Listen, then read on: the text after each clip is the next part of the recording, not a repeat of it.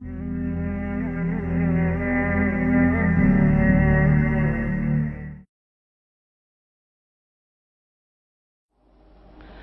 شَرِّ النَّفَّاثَاتِ فِي الْعُقَدِ، اور پھونک مارنے والیوں کی شر سے کہ جو گرہوں پر عقدوں پر پھونک مارتی ہیں۔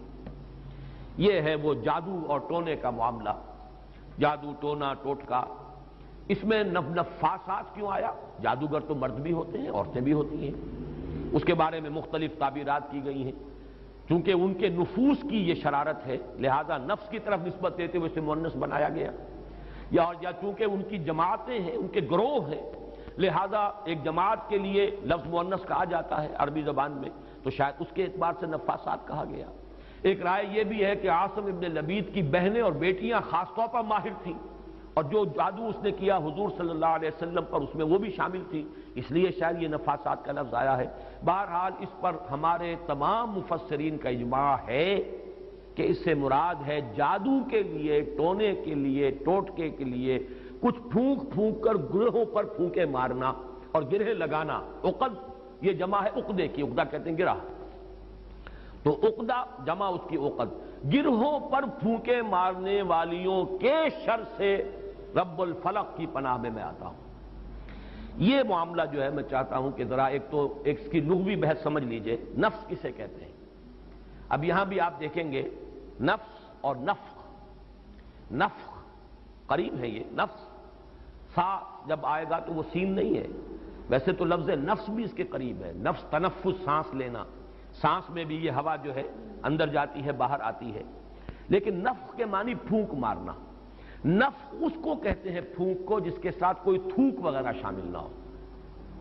نفس وہ ہے جو زور کے ساتھ پھونکا جائے، پھونک ماری جائے تو کچھ نہ کچھ لعاب جو ہے اس کے ساتھ شامل ہو جاتا ہے۔ تفل کہتے ہیں باضابطہ پھونکنے کو۔ تو نفس جو ہے یہ نون فا اور سا، یہ نفس جو ہے نفخ اور تفل کے مابین کی شے ہے۔ جب زور کے ساتھ پھونک ماری جاتی ہے تو کچھ نہ کچھ لعاب جو ہے اس کے ساتھ شامل ہو جاتا ہے، یہ ہے نفس، پھونکے مارنا شدت کے ساتھ، زور کے ساتھ۔ اور اس میں بھی میں یہ سمجھتا ہوں کہ وہی کہ جو بھی انہوں نے جو کچھ پڑھا ہے ان کلمات کے اندر جو بھی خرابی ہے، اس کے ساتھ ساتھ وہ جنہوں نے ریاضتیں کی ہوئی ہیں، مشقیں کی ہوئی ہیں، ان کی اپنی انرجی کا جو ایک حصہ ہے وہ اس پھونک کے اندر شامل ہو کر وہ اس جادو کا ذریعہ اور سبب بنتا ہے۔ نفاسات فی العقد، یہ ایک صرف طبقہ ہے دور جدید میں کہ جو اس جادو کو اور حضور صلی اللہ علیہ وسلم پر بالخصوص جادو کے اثر ہونے کی نفی کرتا ہے۔ یہ وہ جدید معتزلہ یا ریشنلسٹ گروپ جو ہمارے ہاں پیدا ہوا ہے، جس کے امام اول اس بر عظیم پاک و ہند میں سر سید احمد خان تھے۔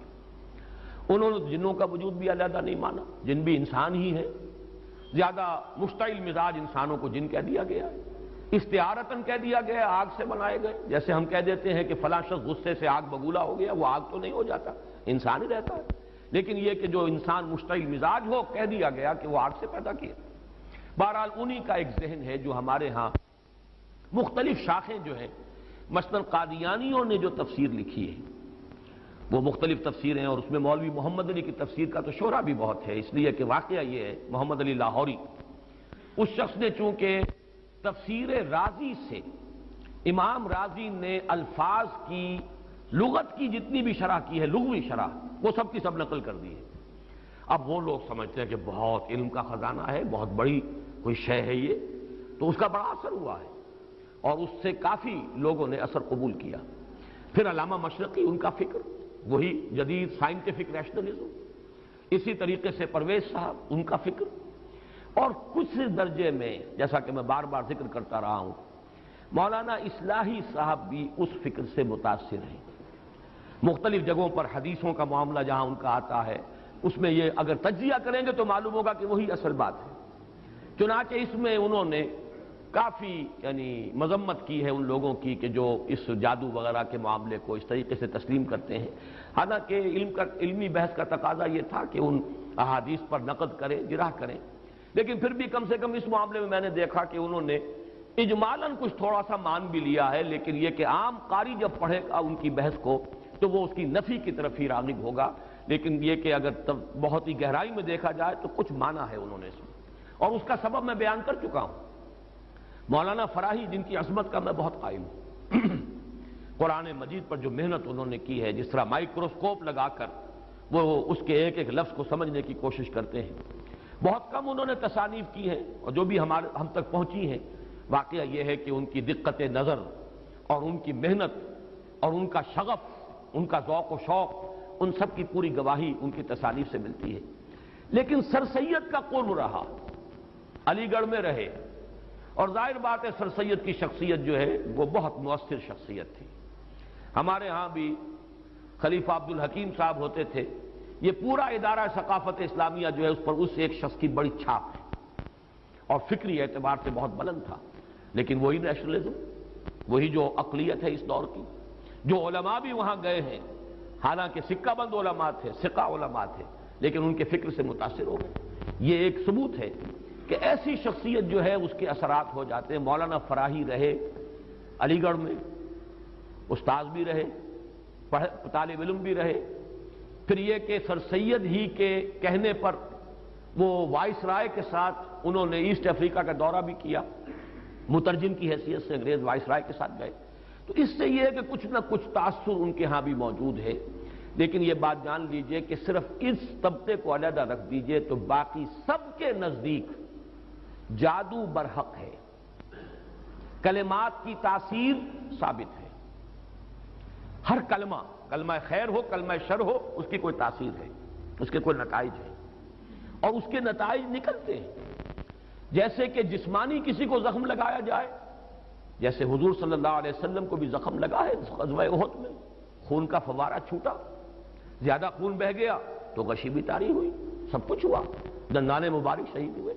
جیسے جسم اطہر پر یہ اثرات جو ہیں خارجی حملوں اور خارجی جو زخم لگے ہیں ان کے ظاہر ہوئے، اسی طرح یہ مانوی قسم کا جو حملہ تھا اس کا بھی نبی اکرم صلی اللہ علیہ وسلم پر اثر ہوا ہے۔ یہ صحیحین کی روایات سے ثابت ہے، اور میں یہ سمجھتا ہوں کہ اس سے انکار کرنا در حقیقت یہ اس دور کے بڑے فتنوں میں سے ایک فتنہ ہے۔ جو چیز اس طریقے سے ثابت ہو جائے، اور اس میں کہ عقلی اعتبار سے خود قرآن سے ثابت ہے، اس لیے کہ حضرت موسیٰ علیہ السلام پر بھی جادوگروں کے جادو کا اثر ہوا، قرآن میں ثابت ہے۔ جب مقابلہ ہوا ہے، اور حضرت موسیٰ علیہ السلام کا معجزہ بھی یہی تھا نا کہ عصا ڈالتے تھے زمین میں، وہ اژدہا بن جاتا تھا، حیۃ تسعیٰ، سانپ ہے ہلنے والا چل رہا ہے، اور وہی کچھ انہوں نے کر کے دکھا دیا عارضی طور پر۔ جادوگر آئے، انہوں نے اپنی چھڑیاں اور اپنی رسیاں پھینکی، اور وہ بھی نظر آئیں، سب کو نظر آئیں کہ جیسے سانپ ہے چل رہے ہیں، جیسے سب کو نظر آئیں حضرت موسیٰ کو بھی نظر آئیں۔ جیسے نظر بندی آپ کہتے ہیں، نظر بندی سب کی ہوئی تو حضرت موسیٰ کی بھی ہو گئی۔ عصمت انبیاء سے یہ کوئی شے بعید نہیں ہے، معلوم ہوا کہ قرآن سے ثبوت مل رہا ہے۔ اور جیسے حضرت موسیٰ علیہ السلام کے بارے میں تو یہاں تک ہے فَأَوْجَسَ فِي نَفْسِهِ خِیفَةً موسیٰ، ایک خوف پیدا ہوا اندر، اور خوف جو ہے بالکل سمجھ میں آتا ہے، معقول بات ہے، منطقی بات ہے کہ فوراً یہ اثر ہوا ہوگا کہ یہ تو وہی کچھ انہوں نے کر کے دکھا دیا جو اللہ تعالیٰ نے مجھے عطا فرمایا تھا معجزہ۔ دیکھنے والوں کو تو وہی کچھ نظر آ گیا، فرق کیا ہوا؟ ڈگری کا فرق رہ جائے گا شاید۔ لیکن یہ کہ جب اللہ تعالیٰ نے فرمایا ہے موسیٰ لا تخف انک انت الاعلی، گھبراؤ نہیں، تم ہی جیتو گے، تم ہی سربلند رہو گے، گھبراؤ نہیں، خوف محسوس نہ کرو، ذرا جو تمہارے ہاتھ میں اسے ڈالو تو صحیح، الق ما فی یدک، الق عصاک، پھینکو۔ اور اب اس اژدہا نے جو حضرت موسیٰ کے عصا سے بنا ہڑپ کر لیا ان تمام سانپوں کو جو نظر آ رہے تھے، تو معلوم ہوا کہ یہ جادو تھا، اور یہ جادو نہیں کوئی اور شے ہے۔ اور یہ بھی میں نے بارہا عرض کیا ہے کہ یہ بات، یہ حقیقت بھی منکشف انہی پر ہوئی جو جادوگر تھے۔ دوسرے والوں کو تو دیکھنے کو یہی پتا چلا ہوگا یہ بڑا جادوگر، یہ چھوٹے جادوگر، اور کیا، بڑا جادوگر غالب آ گیا، چھوٹے جادوگر جو ہے نا ہار گئے۔ بڑے جادوگر کا نے جو جادو پیدا کیا اس نے ہڑپ کر لیا چھوٹے جادوگروں کے جادو کو، تو زیادہ سے زیادہ ان کے ذہن میں تو یہی بات آئے گی۔ لیکن جادوگر جانتے تھے یہ شے کچھ اور ہے، یہ جادو نہیں ہے، اس لیے کہ ہر ماہر فن اپنے فن کی لیمیٹیشنز کو جانتا ہے۔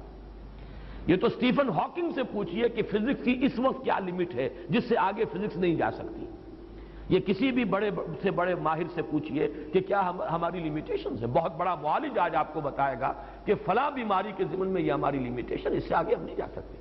فرض کیجئے ایک دم کوئی اس سے 1000 گنا آگے کی کوئی بات آ جائے تو اسے معجزہ کہا جائے گا، یہ معجزہ ہے، یہ کوئی اور شے ہے۔ یہ انسانی علم اور سائنس کی ترقی کا معاملہ نہیں ہے.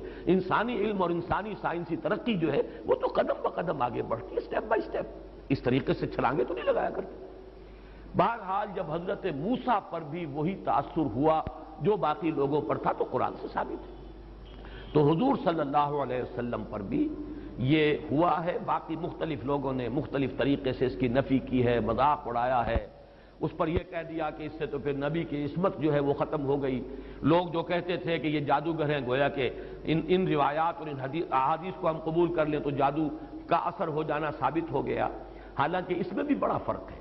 وہ کہتے تھے جادوگر کس معنی میں کہ یہ خود جادو کر رہا ہے، یہاں یہ کہ جادو کا اثر آپ پر ہوا ہے، اور وہ بھی اثر اس درجے میں نہیں ہوا کہ جس سے آپ کی عصمت مجروح ہو جائے اور غیر معتبر ہو جائے.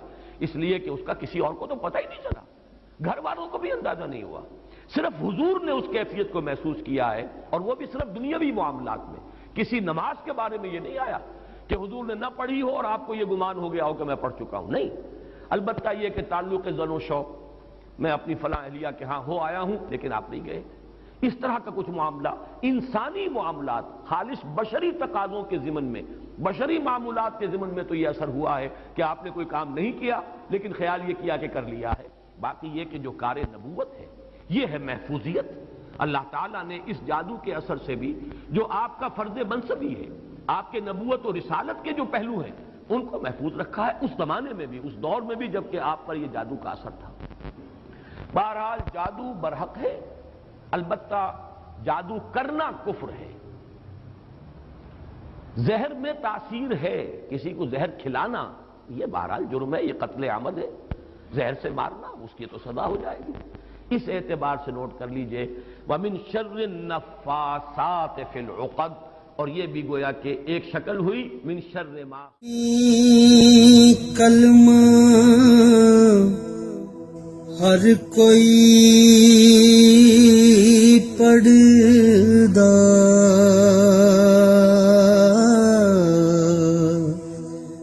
تے دل دا پڑھدا